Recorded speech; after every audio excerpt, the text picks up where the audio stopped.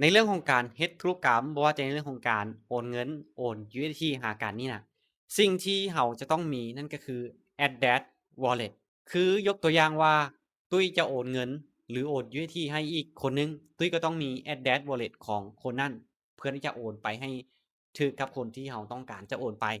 หรือถ้าว่ามีคนอื่นอยากจะโอนเงินเข้ามาในกระเป๋าของตุ้ยเนาะบุคคลนั้นก็ต้องมี Address Wallet ของตุ้ยหรือตุ้ยก็ต้องเอา Address Wallet ของตุ้ยเนี่ย ให้บุคคลนั้นเพื่อที่ให้กับเจ้านั้นโอนเงินเข้ามาถึกกระเป๋าของตุ้ยถ้าหากว่าให้เปรียบเทียบเนาะ Address Wallet เนี่ยน่ะเปรียบเทียบใส่กับว่าโลกปัจจุบันที่เราใช้กันอยู่ทุกมื้อนี้นั่นก็คือ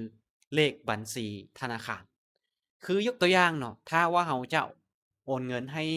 บุคคลใดบุคคลหนึ่งเราต้องมีบัญชีธนาคารหรือมีเลขบัญชีธนาคารของบุคคลนั้นหรือว่า QR ของบุคคลนั้นเพื่อที่จะเราจะโอน เงินไปให้ถึกบุคคลที่เราต้องการจะโอนไปอาหรือว่าถ้าว่าคนอื่นจะโอนเงินมาให้เราเนาะเราก็ต้องส่งเลขบัญชีธนาคารหรือ QR ในการรับเงินของเราเนี่ยให้กับเจ้าเพื่อให้กับเจ้านั้นโอนเงินเข้ามาบัญชีของเราแบบถึกเป๊ะๆฉะนั้นเนาะ Address Wallet ถ้าว่าเปรียบใส่กับโลกปัจจุบันเนาะที่เราใช้อยู่เป็นประจำก็คือเลขบัญชีธนาคารก็คือในโลกของ Crypto ก็คือกันก็จะเป็นเลขกระเป๋าของเรานั่นเอง